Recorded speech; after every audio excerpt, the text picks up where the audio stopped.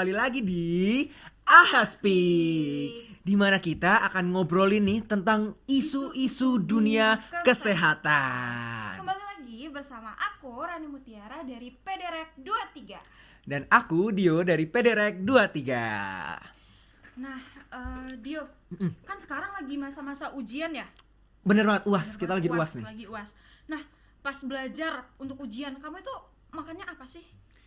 Kayaknya Makan PPT yang penting ya, makan. kayaknya. Aduh, makan PPT berapa lembar tuh? Kalau di satu piring Wah, itu ada lecture 1, 5, 7, 9. itu pun belum semuanya. Itu belum semuanya, itu udah kumakan sih Ran sebenarnya. Jadi lebih ke kenyang materi. Kenyang gitu. materi. Itu kenyang di otak, bukan kenyang di perut ya agaknya ya. Kayaknya iya sih Ran. Makanya kayak kalau di perut tuh kayak apa aja yang penting masuk dulu lah Ran. Gitu ya. Iya. Kayak udah terlalu nggak sanggup gitu ya. Nggak menelan sanggup. gitu ya. Nggak sanggup, yang penting selesai dulu lah materi nih. Nah, tapi kalau nyemil gitu, makan nggak?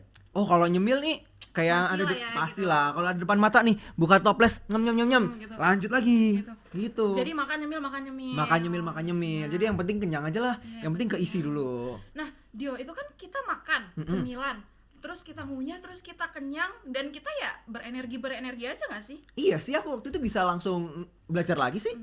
Nah itu tapi sebenarnya bagus dan bener nggak sih?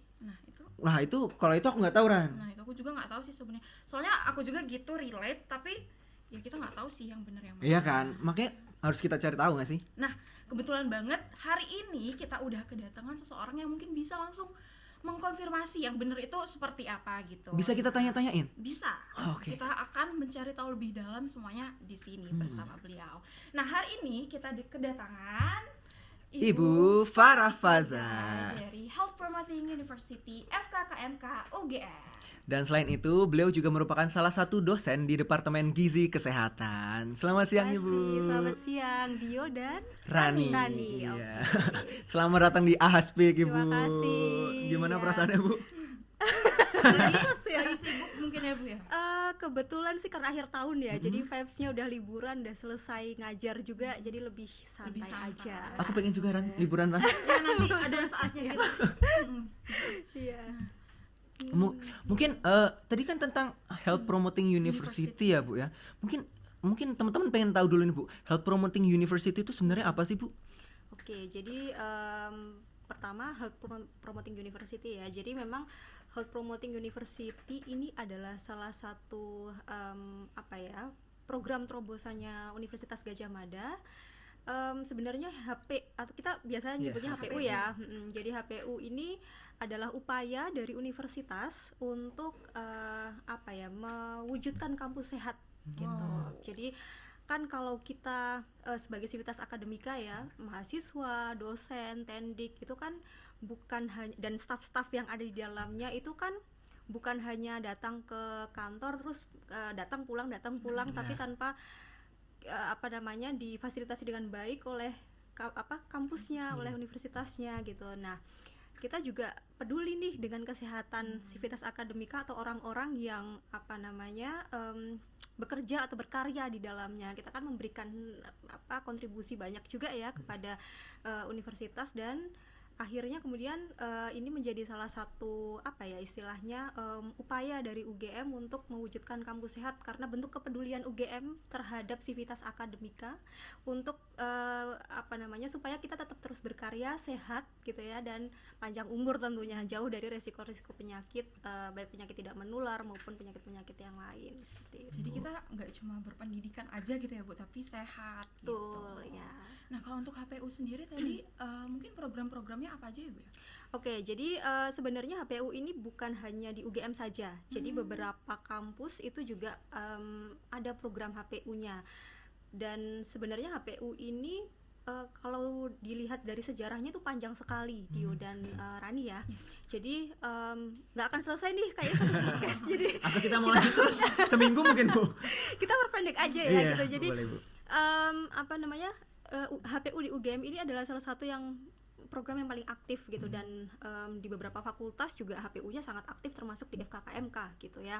Nah, untuk divisi atau pokja, kita nyebutnya pokja ya, kelompok kerja di bawah HPU itu banyak sekali. Jadi ada literasi kesehatan itu beliau-beliau yang termasuk di Pokja Literasi Kesehatan itu biasanya memiliki program kerja yang visi misinya adalah untuk meningkatkan pengetahuan kesehatan kepada sivitas akademika.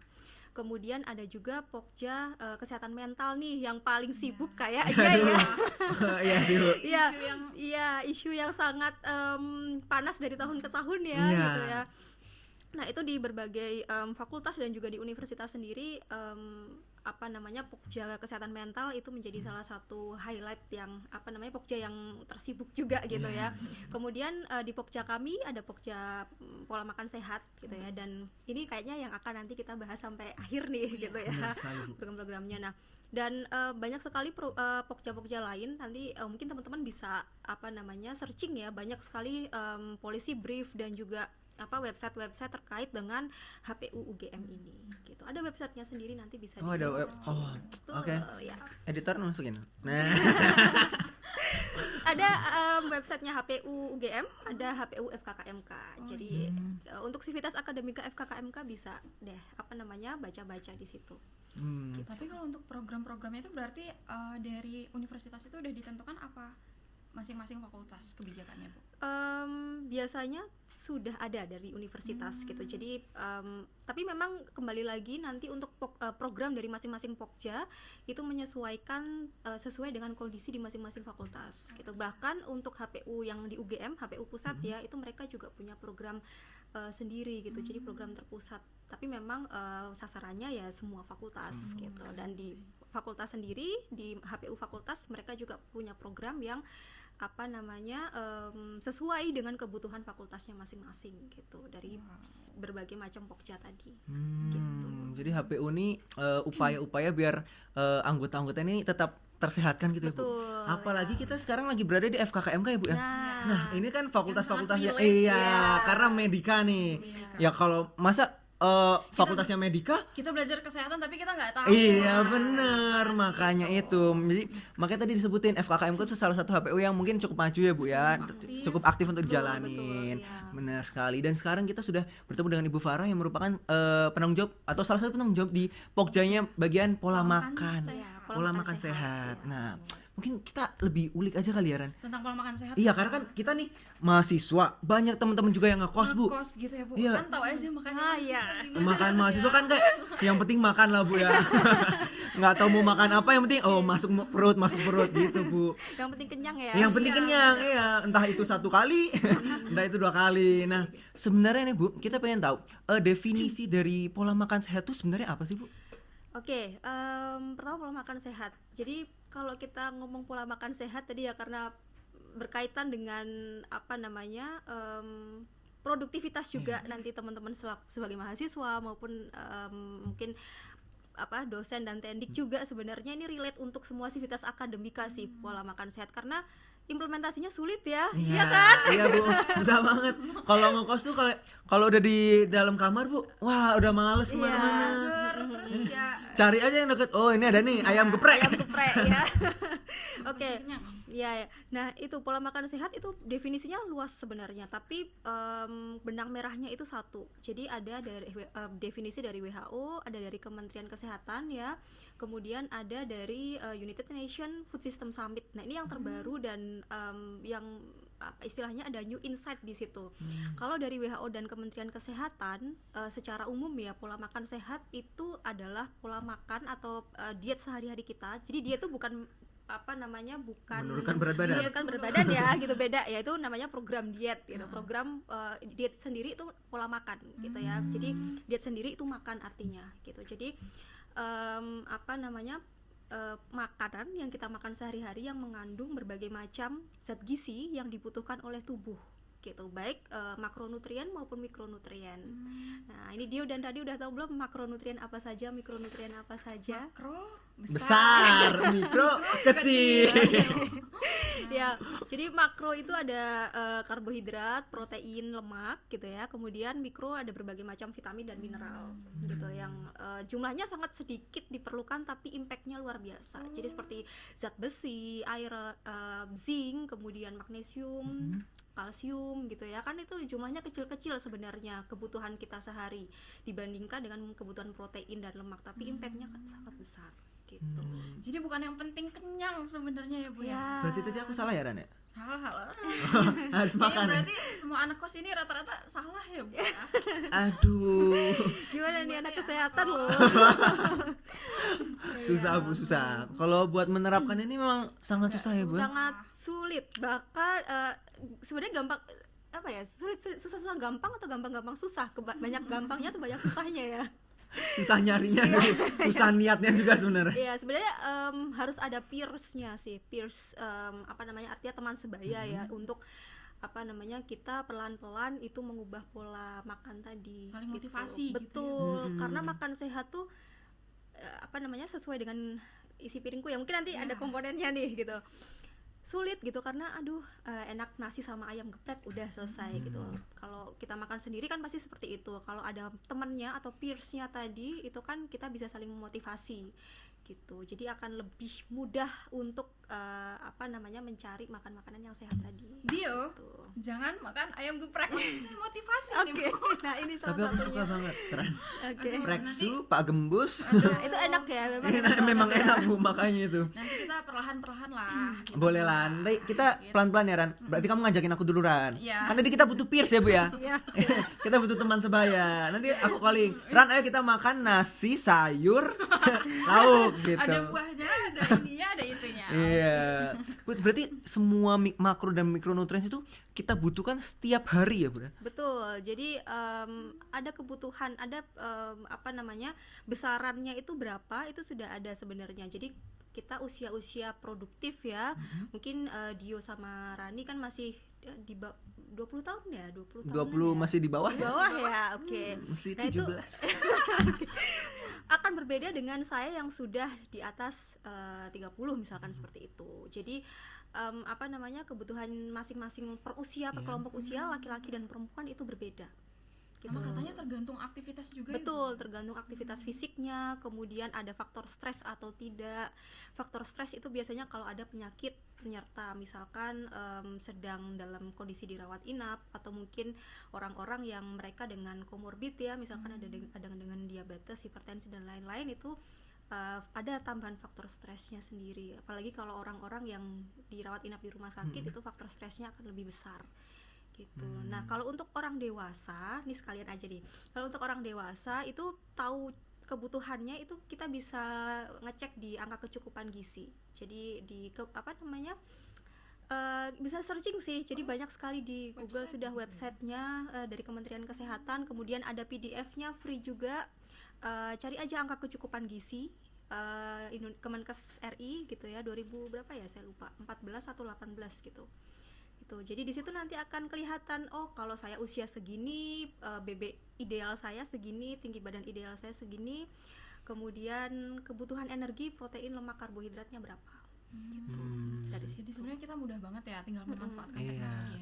Betul. Yang susah tuh niatnya itu loh Ran. Mengimplementasikan. Iya, mengimplementasikan itu yang susah Bu. Itu yang bikin orang-orang nih pada apa ya, tidak mengacukan itu gitu. PR besar. PR besar banget makanya itu Bu. Nah, tadi kan kita sempat nyinggung tentang pola makan makanan bergizi ya Bu. Sebenarnya makanan bergizi itu apa aja sih Bu? Kayak definisinya tuh apa, atau isinya tuh apa aja? Oke, kalau definisi dari makanan bergizi tadi ya, sebenarnya nggak jauh-jauh dari apa definisi yang tadi sudah saya sebutkan menurut WHO sama Kemenkes ya. Jadi kebetulan saya bawa prototipe nih, bisa ditanyakan. Wow. Oke, jadi Ada ini piramida. definisinya. Jadi di mana nih? Sini ya? aja, Bu, Oke, ya. nah ini komponennya yang tadi saya sebutkan terkait dengan definisi menurut WHO sama Kemenkes ya. Jadi di kita ada namanya tumpeng gizi seimbang. Jadi kalau mungkin Dio sama Rani pernah mendengar ada apa ya, healthy eating guideline gitu ya, atau mungkin apa my plate, healthy plate, apa ya, yang di US biasanya sih guideline yang booming, yang apa namanya viral, yang banyak digunakan. Nah sebenarnya masing-masing negara itu punya apa namanya guideline untuk pola makan sehat tadi gitu. Nah kalau di kita punya yang namanya tumpeng gizi seimbang. Mungkin sebelumnya pernah mendengar 4 sehat 5 sempurna ya? Oke. Pernah, itu dari SD Bu, itu dari SD. Ya. Orang masih banyak itu juga. Betul. Jadi sebenarnya mulai 2014 kita sudah tidak menggunakan 4 sehat Oh, 5 sudah sempurna. ganti, Bu. Sudah ganti dari 2014 karena memang sudah tidak relevan. Misalkan kalau di 4 sehat 5 sempurna itu kan ada susu. Iya. Ya kan, sedangkan pola makan masyarakat kita tidak biasa mengkonsumsi susu, dan susu itu adalah masuk salah satu sumber protein hewani gitu, yang bisa digantikan oleh sumber-sumber yang lain. Telur misalkan yang lebih affordable dan banyak dikonsumsi oleh masyarakat kita gitu ya. Jadi ya kemudian di reformasi lagi nih guideline pola makan sehat menjadi tumpeng gizi seimbang gitu. Jadi ini bukan hanya komponen makanan Dio dan Rani, tapi juga pola hidup sehat di sini. Jadi kalau kita lihat tumpeng itu kan mengerucut ke atas ya. Iya. Jadi yang paling bawah ini yang istilahnya kerucut apa namanya, Paling bawahnya besar ini, ya Bu ya paling lingkarannya. besar, ini pola hidup sehatnya. Jadi di samping makanan-makanan yang bergizi tadi ya, ada olahraga teratur, tetap harus aktivitas fisik. Iya. Gitu. Kemudian menjaga kebersihan, mencuci tangan dengan sabun, kemudian memantau berat badan dan mengkonsumsi air putih 7 sampai 8 gelas sehari. Gitu untuk populasi sehat dewasa gitu. Jadi kemudian yang dia lapisan atasnya ini adalah sumber karbohidrat gitu ya, makanan pokok. Kemudian ada sayuran, buah, protein nabati hewani.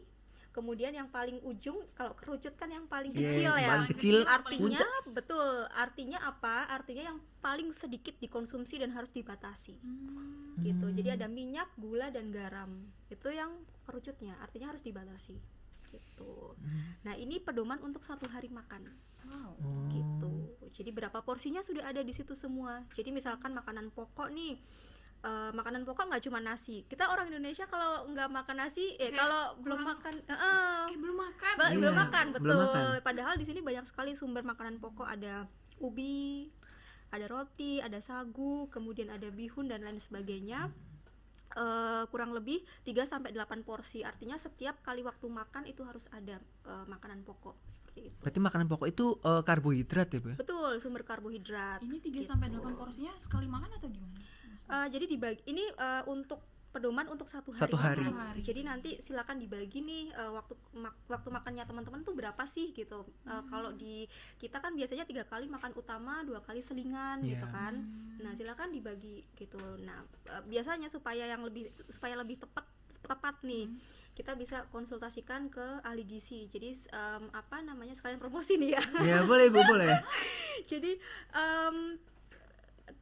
berapa banyak sih saya harus makan gitu ya, supaya nggak salah nih gitu, terutama kita yang ingin program pemantauan berat badan, penurunan maupun weight gaining itu biasanya harus tepat pola makannya, porsi makannya, bahkan jam makannya seperti itu. Itu bisa dikonsultasikan ke ahli gizi. Benar.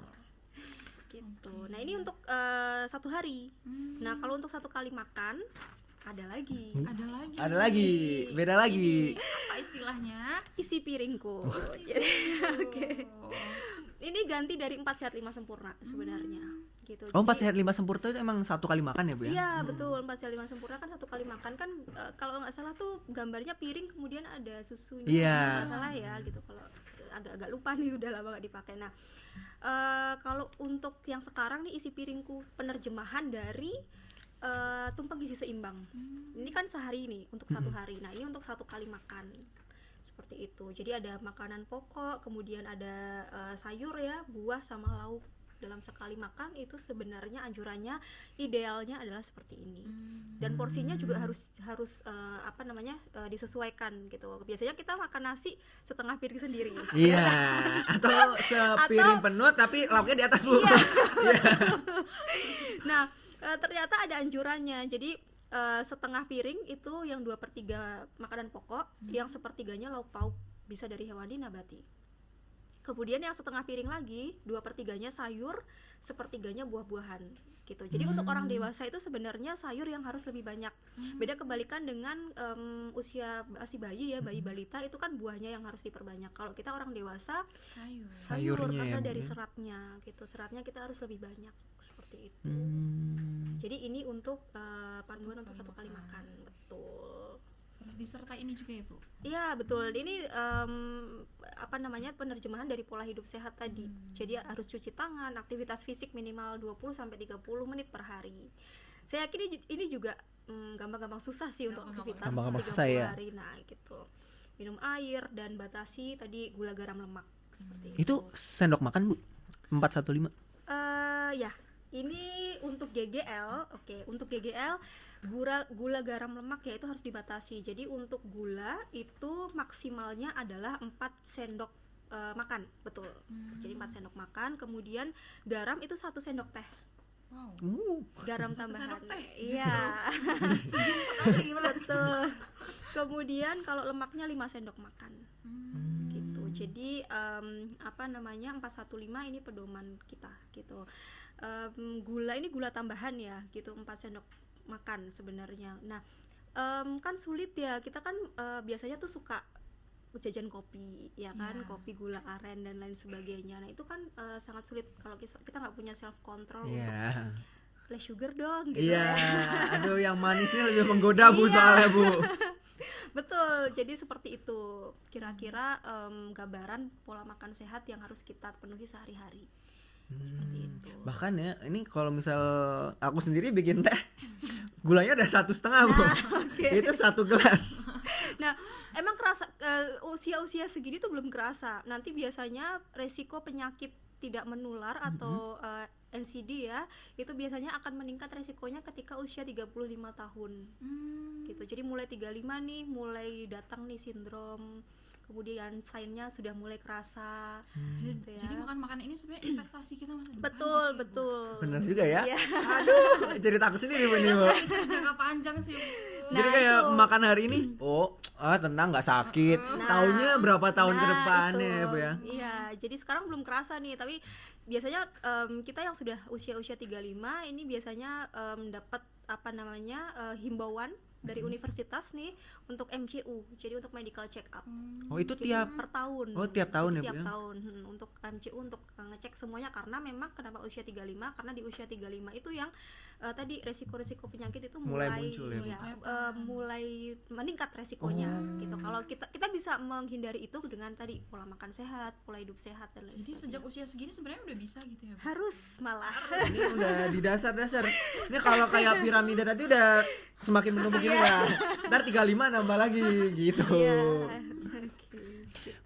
Kalau sama frekuensi makan sendiri Bu, kan kadang nih orang ada yang stres tuh malah makan Bu, atau stres malah nggak makan. Itu kan beda-beda Bu. Kalau frekuensi sebenarnya ngaruh nggak sih Bu sama? Oh gini harus 3 kali gitu nggak? Iya. Oke, kalau untuk frekuensi dan timing mungkin ya. Jadi kalau Dio sama Rani pernah dengar 3J ya. Sebenarnya 3J untuk orang DM biasanya sih 3J jam, jenis, jumlah. Gitu. Tapi sebenarnya konsep 3J itu tidak hanya untuk diabetes sih sebenarnya, tapi juga untuk kita orang yang populasi sehat ya, populasi dewasa sehat, untuk tetap bisa menjaga pola makan gitu. Jadi itu akan sangat berpengaruh terhadap kondisi kesehatan kita. Tadi benar sekali bahwa pola sama frekuensi sama timing ya, waktu itu sangat penting gitu. Karena tadi kenapa harus makannya 3 kali sehari, kenapa snackingnya harus 2 kali. Anjurannya seperti itu. Jadi supaya untuk mencukupi kebutuhan energi sehari secara berkelanjutan dan bertahap gitu. Misalkan kebutuhan energi kita 2000 kilokalori per hari. Itu untuk populasi dewasa sehat 2000 sampai 2100 ya. Gitu. Nah, itu kan kita nggak mungkin ya langsung makan sebanyak 2000 kilokalori. Iya. Pasti dibagi-bagi kan gitu. Dan kalau makan sebanyak itu juga kasihan kan organ tubuh kita, pankreas kita untuk memproduksi insulin akan kewalahan, dan untuk distribusikan tadi zat gizi, glukosa dan lain sebagainya akan sangat berat gitu kerjanya kalau langsung banyak gitu. Makanya kita harus membagi menjadi beberapa kali waktu makan seperti itu. Nah, sebenarnya kita bisa mengatur waktu makan itu sesuai dengan kesibukan kita loh. Kan kita bisa forecasting, daily forecasting nih kesibukan kita gitu kan. Dan biasanya kalau di Indonesia itu umumnya memang 3 kali makan utama sama 2 kali selingan snacking gitu. Nah, biasanya nih ada orang-orang yang kalau dia sangat sibuk gitu ya, kemudian dia gampang lapar karena saking banyaknya mobile, biasanya malamnya dia lapar juga nih gitu. Nah, itu biasanya snacking malam gitu. Tapi memang harus tadi dipilih jenis-jenisnya yang kalau malam tuh jangan yang berat-berat ya, jangan yang kemudian makan nasi bikin indomie Ya, kan? aduh itu nggak bisa. Nah, bikin indomie pakai telur lagi gitu kan. Nah, itu harus dipilih yang memang benar-benar apa namanya tidak terlalu berat Memberatkan. untuk ya betul untuk pencernaan tadi. Misalkan buah snackingnya atau mungkin susu seperti itu. Kalau untuk jamnya sendiri itu harus pagi jam 7, siang jam 12, malam itu jam 6 gitu, harus gitu nggak Bu? Untuk anjurannya sebenarnya tidak ada apa namanya, tidak ada patokan khusus tadi ya, harus jam 7. Tapi kita punya range. Jadi karena meal timing itu terkait dengan yang namanya ritme sirkadian atau jam-jam metabolisme tubuh ya. Jadi kan tubuh kita itu punya waktu optimal untuk bekerja. Gitu, misalkan pada pagi hari jam 7 sampai jam 9 nih organ-organ seperti organ pencernaan, pankreas, limfa, kemudian usus ya, usus halus, usus besar itu mencapai waktu optimum untuk bekerja pada jam 7 sampai kira-kira jam 7 sampai jam 9 gitu. Untuk memproduksi insulin ya, pankreas juga waktu optimalnya itu jam segitu. Makanya kenapa kita dianjurkan sarapan jam 7 sampai jam 9 gitu, atau setengah 7 sampai jam 9, sebelum jam 9 sih sebenarnya anjurannya gitu. Karena itulah waktu-waktu yang apa namanya, waktu-waktu di mana organ tubuh kita itu bisa menerima makanan dengan jumlah yang apa namanya cukup untuk sehari-hari gitu, untuk nanti sampai siang gitu, sebelum nanti makan siang lagi atau sebelum snacking gitu. Jadi terkait dengan tadi ritme sirkadian tubuh gitu. Kemudian untuk makan siang, nah makan siang ini biasanya kita sudah, kalau jam setengah 7 udah makan, itu biasanya jam 9 jam 10 udah lapar lagi nih ya kan. Nah, sebenarnya jam 9 jam 10 itu waktu yang bagus untuk snacking gitu, snacking time sambil mungkin mengerjakan sesuatu. Selingan tadi ya Bu ya. Betul, selingan. Dan selingan kita harus memilih juga yang nggak terlalu berat gitu. Misalkan bukan selingannya bukan nasi ya gitu. Selingan makan nasi sama aja makan. Iya betul. Jadi selingan kita bisa padu-padankan tadi. Kalau misalkan kita pengen makanan pokok, kita bisa makan ubi cilembu kan sekarang banyak ya kalau yang dijual. Nah, itu kan juga bisa dijadikan opsi selingan yang sehat gitu. Atau kalau teman-teman mungkin suka ngerebus edamame. Itu enak. Itu enak. Nah, itu menjadi salah satu opsi snacking yang rendah kalori gitu. Tapi tetap kita bisa mencukupi kebutuhan tadi untuk cemilan, untuk snacking gitu ya. Masuk ke kebutuhan protein tadi. Edamame kan sumber kacang-kacangan ya, bisa nanti memenuhi kebutuhan proteinnya. Kemudian untuk waktu makan siang itu biasanya jam 11 sampai jam 1 gitu, jam 11 sampai jam 1, kemudian nanti snacking lagi jam 3, dan makan malam itu biasanya bisa dimulai dari jam 6 sampai sebelum jam 8 malam gitu. Jadi terkait tadi apa namanya waktu optimal untuk bekerja gitu, organ-organnya. Karena malam juga mau tidur ya Bu ya. Betul. Jadi jangan sampai pencernaan kita itu Yang mau berat-berat mau istirahat gitu kan. Malah disuruh bekerja ya Bu. Betul, untuk Padahal kita mencerna. mau tidur. Betul. Jadi kebanyakan kalau misalkan kita makan di atas jam 9 nih atau jam 8 itu makanannya tidak dicerna secara sempurna, tapi disimpan dalam bentuk cadangan gula. Gitu. Makanya kenapa orang-orang yang dia suka makan malam, makan berat yang malam di atas jam 9 gitu ya, dia suka bikin mie misalkan, atau mungkin makannya telat nih jam 10 malam baru makan gitu. Dan itu rutin setiap hari selama bertahun-tahun, itu biasanya nanti memang resikonya ke obesitas gitu. Salah satu faktor penyumbang yang menyebabkan obesitas seperti itu. Semoga kita bisa menguranginya, Dio. Amin ya Allah. Jangan godain aku dengan Indomie di malam hari. Karena itu menggoda. Jadi sebenarnya kalau nih Bu, kalau paling malam sebenarnya kita boleh makan berat tuh jam berapa? Oke, kalau untuk anjurannya paling malam itu sebelum jam 9, jam 8. Jam 8 malam sebenarnya sudah harus stop maksimal. Oh. Gitu, karena setelah itu metabolisme kita lebih lambat. Kemudian dia akan istilahnya menyelesaikan Sisa-sisa yang sebelumnya, betul, ya. betul. Dan kalau kita makan lagi nih tadi yang saya katakan jam 9 malam atau jam 10 malam, dia tidak akan dicerna lagi tapi disimpan dalam bentuk tadi cadangan gula. glukosa ya, betul. Gitu. Jadi biasanya dan paginya itu kita akan merasa lapar lagi. Iya. Karena tadi belum selesai dicerna kan gitu. Jadi langsung disimpan nih, simpan dulu gitu kan. Itu jadi biasanya paginya kita langsung lapar lagi gitu. Oke Bu, kalau balik lagi nih ke pertanyaan yang pertama tadi terkait nutrisi. Nah cara kita tahu nutrisi untuk diri kita sendiri itu udah pas atau belum, itu ada tanda-tanda gitu nggak Bu? Oke, kalau ada beberapa sih. Sebenarnya kalau dari pastinya ya kita tidak bisa memastikan karena itu kan tergantung betul. Tapi kita bisa melihat dari beberapa sign. Jadi yang pertama itu adalah dari kita harus memantau berat badan dulu nih. Itu sih yang Jarang paling kan? serem Bu sebenarnya. Buat Iya, takut nimbangnya ya. ya. Makanya jarang banget orang Indonesia itu melakukan pemantauan berat badan karena yang pertama itu tadi ya udah takut duluan. Kemudian yang kedua alatnya juga tidak semua tempat itu memfasilitasi kita untuk nimbang. Jadi salah satu tanda apakah kita itu sudah cukup atau belum makannya gitu ya, sudah benar atau belum, itu dengan pemantauan berat badan tadi. Salah satu komponen pola hidup sehat tadi.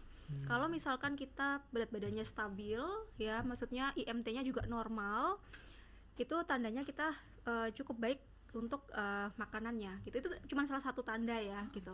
Nah kemudian kalau kita berat badannya naik, nah ini harus waspada nih.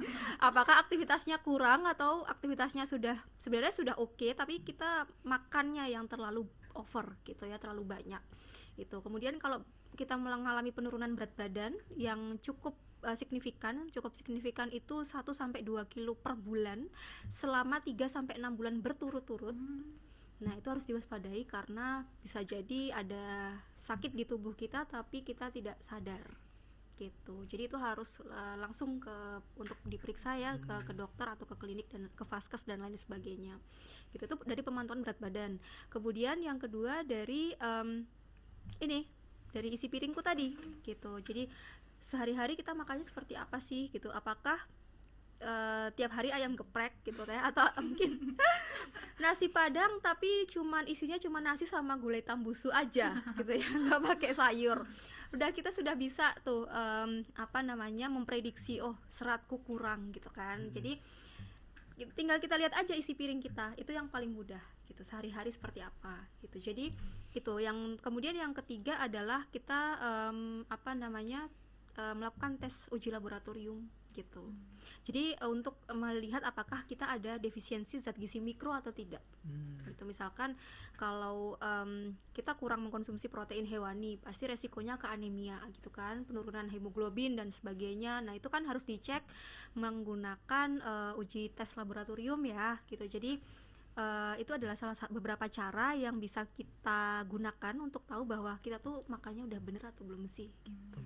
Dari situ sebenarnya kalau di kami ya orang gizi biasanya kita recall untuk tahu klien kita tuh bener atau tidak sih, makanya kita melakukan food recall, yang namanya food recall. Jadi kita mendata nih Dio sama Rani makan apa gitu sehari kemarin, dan itu berulang selama beberapa kali gitu, biasanya 2-3 kali per minggu gitu. Jadi kita bisa lihat kebiasaan makannya Dio sama Rani itu seperti apa sih gitu. Jadi kalau tadi ada diri sendiri ya dengan cek uji lab, kemudian pemantauan berat badan, melihat isi piring gitu. Tapi kalau kita pergi ke ahli gizi, ke nutritionist, dietitian, kita pasti ditanya kemarin seharian makan apa, biasanya makannya seperti apa gitu. Tapi sebenarnya yang paling mudah berarti lihat berat badan gitu ya, Bu. Betul. Iya, walaupun itu ditakutin Agak semua orang. Iya. Ya lumayan harus Betul, ya. bisa lah. Ya karena itu apa ya, kayak faktor penting. Oh, aduh berat badanku nambah nih. Berat badanku berkurang gitu kan, ada weight loss tiba-tiba kan. Betul ya, itu harus Takut diwaspadai. juga sih, Bu. Nah, Bu, kalau untuk saat ini, Bu, ada nggak sih buat teman-teman juga ini kayak kalau mau mengurangi berat badan, Bu, atau diet, Oke. program diet. Nah, program diet apa sih, Bu, yang saat ini mungkin yang mungkin paling sehat ataupun yang boleh dilakukan untuk teman-teman semua? Oke, kalau untuk program diet sebenarnya tergantung individu juga ya. Kita ada yang namanya personalized nutrition counseling. Jadi konseling gizi berbasis personal gitu. Jadi beda nih settingnya di masyarakat dengan di di klinik ya. Jadi kalau di masyarakat kan kita edukasi aja nih secara keseluruhan. Tumpah gizi isi piringku gitu ya. Tapi kalau sudah ranahnya di klinik gitu ya, kita harus one on one gitu. Jadi dan tidak bisa kita mengindonesia rayakan semuanya gitu ya. Harus dilihat juga kebutuhan individunya berapa. Kemudian yang cocok dengan Dio sama Rani mungkin akan berbeda jenis dietnya seperti itu, karena tergantung individu, tergantung tadi faktor-faktor yang mempengaruhi, faktor aktivitas, stres, jenis kelamin, kemudian berbagai macam background yang sekarang mungkin sedang in adalah genetik gitu ya. Jadi ada faktor genetik juga di situ. Jadi beda loh, orang yang ada berbagai macam gen kan yang mempengaruhi. Tapi karena saya tidak mendalami nutrigenomik, jadi saya tidak akan bicara banyak terkait itu. Nah, tapi teman-teman kalau konseling di beberapa lab sekarang sudah ada juga jasa untuk ngecek genetika, sehingga apa diet yang cocok untuk kita tuh bisa terlihat dari hasil pemeriksaan genetiknya. Bentuk tubuh kita, apakah kita lebih cenderung Canggih ya kan? Canggih. Dan itu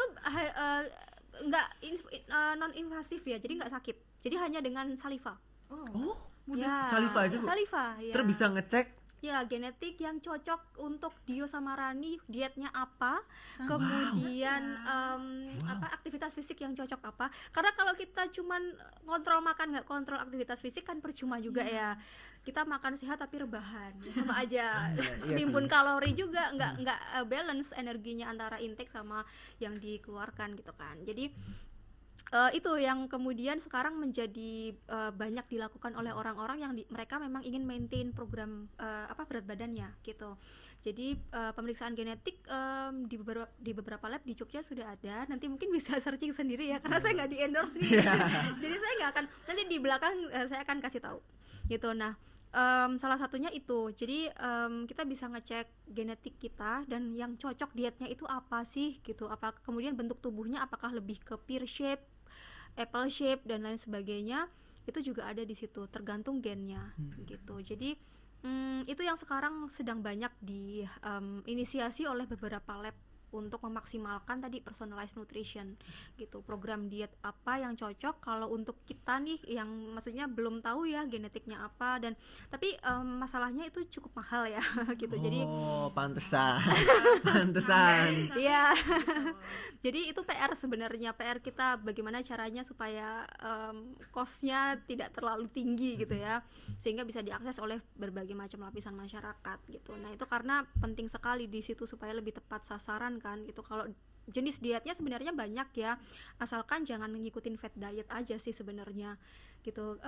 Mungkin teman-teman pernah dengar DASH diet gitu ya, untuk dietary approach for hypertension sebenarnya. Itu pernah dengar. ya, coba nanti di searching ya, DASH diet, DASH diet. Nah, sebenarnya itu tadinya untuk orang-orang yang hipertensi. Jadi dia akan lebih banyak seratnya, konsumsi seratnya dan mengurangi makanan-makanan olahan yang dia tinggi natrium, tinggi lemak, tinggi gula, itu dikurangi benar-benar gitu, dan lebih banyak tadi konsumsinya sesuai dengan guideline gizi seimbang seperti itu. Nah, itu salah satu diet yang bisa kita konsumsi bisa kita aplikasikan sehari-hari, DASH diet, kemudian Mediterania diet. Tapi kalau di Indonesia sih sebenarnya karena kita sudah punya tumpeng gizi seimbang tadi ya, sebenarnya untuk menerapkan itu saja kan kita belum bisa ya.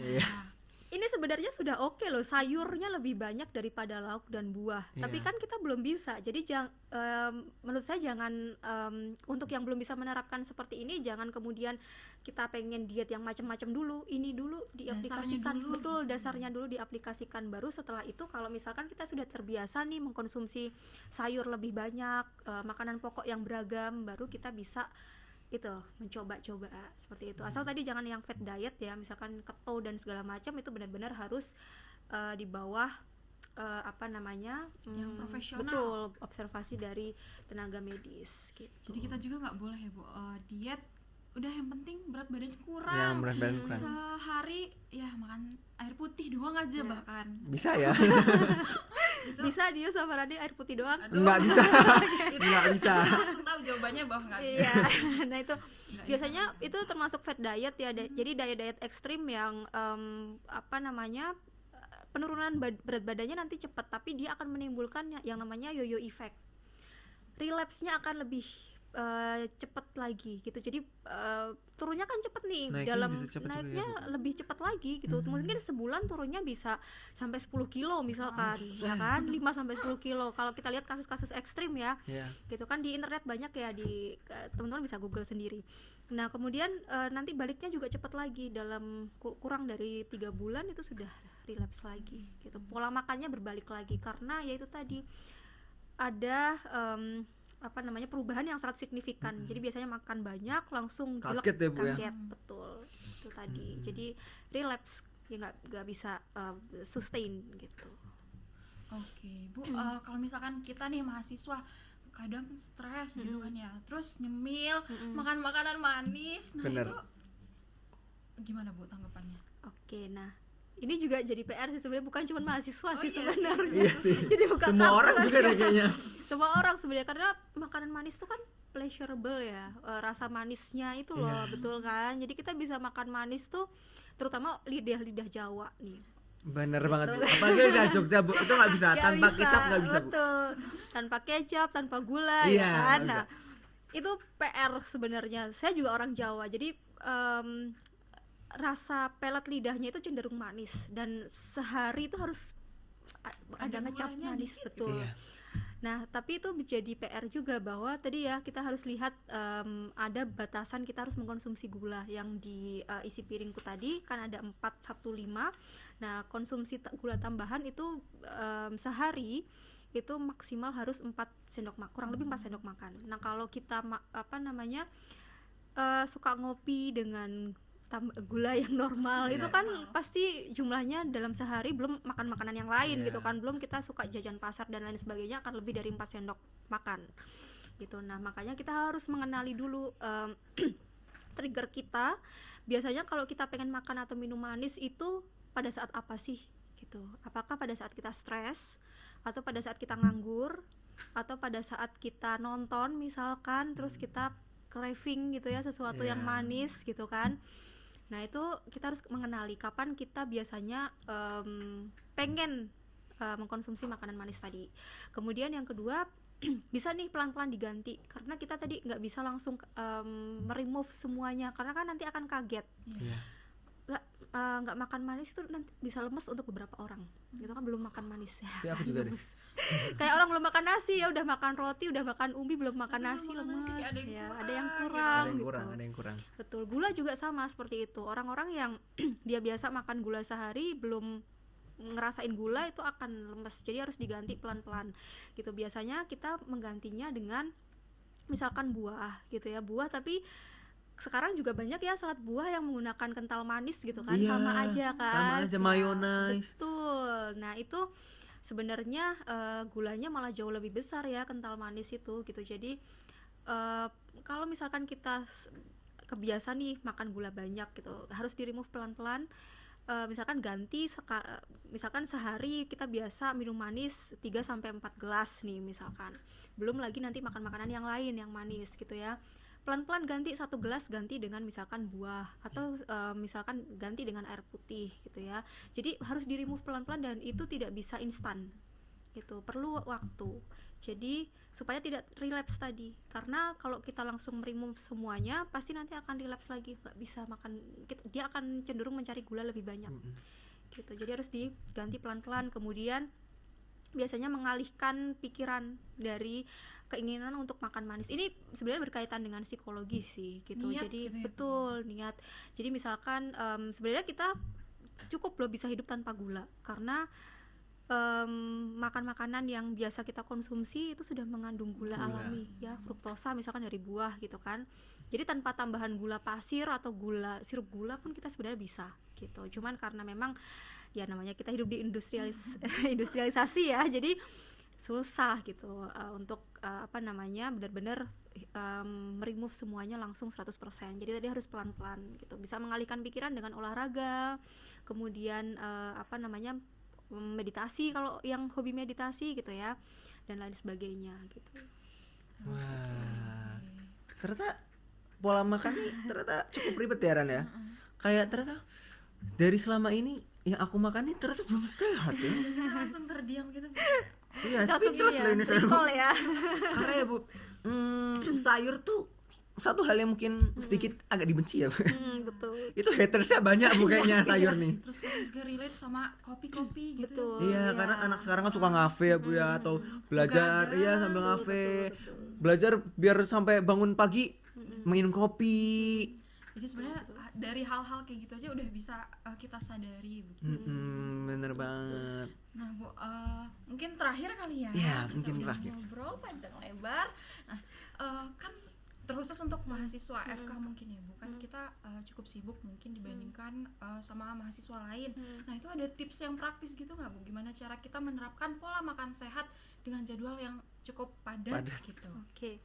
Ya, agak PR juga sih sebenarnya untuk jadwal yang padat, kemudian harus memenuhi tadi ya kaidah-kaidah pola makan sehat gitu. Saya juga menyadari itu tidak mudah gitu ya, cuman bukan tidak mungkin untuk dilakukan tadi. Jadi yang pertama kita harus mengenali dulu barriers-nya kita untuk mengimplementasikan ini semua itu apa sih gitu. Misalkan tadi salah satunya nggak punya waktu gitu ya. Kemudian yang kedua, kalau ekonomi saya rasa tidak sih ya. Semoga gitu ya. Semoga. Gitu. Yang ketiga mungkin barriers-nya adalah availability, jadi ketersediaan makanan sehat di lingkungannya. Tapi kalau saya rasa di lingkungan FKKMK, Pogung, Sendowo dan beberapa tempat kos yang lain, dan apalagi di Jakal ya, itu kan pilihan makanannya tuh sebenarnya banyak ya, mulai dari yang murah sampai yang mahal, mulai dari yang sehat sampai yang nggak sehat, kan semuanya ada di situ. Jadi sebenarnya tinggal bagaimana kita sebagai manusia dewasa itu bisa dengan bijak memilih makanan yang sesuai dengan kebutuhan kita gitu.